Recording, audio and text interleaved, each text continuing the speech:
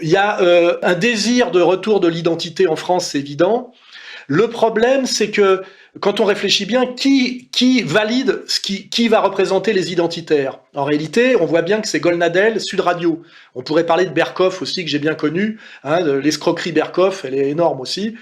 Et là, il y a pour moi, par exemple, si je voulais à la marge, par exemple, parler de Julien Rochdy, on laissera Youssef débattre avec lui, c'est qu'en fait, la communauté dominante choisit systématiquement les gens qui sont censés nous représenter, et de la manière dont ils les choisissent, c'est pour nous humilier.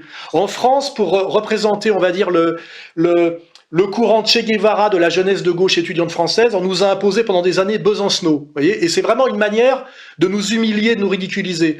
Et aujourd'hui, on a droit, si tu veux, à un sursaut identitaire, mais ce sursaut identitaire est validé par l'aile droite de la communauté, et c'est Papacito, le Raptor dissident, Julien Rochdy et le champion de France du développé couché, ce qui est très important, couché. Hein.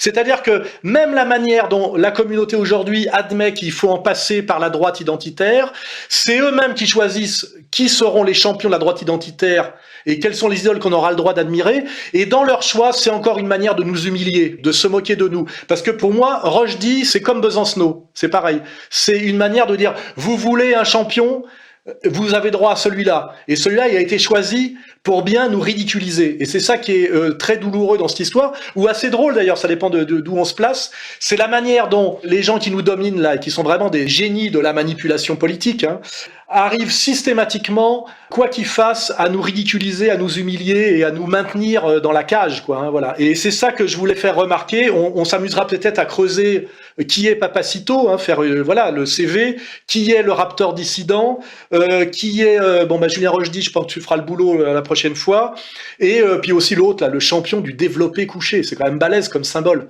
Hein. Le mec, c'est censé être une force de nature, il développe mais couché. Va-toi là-dessus, allez!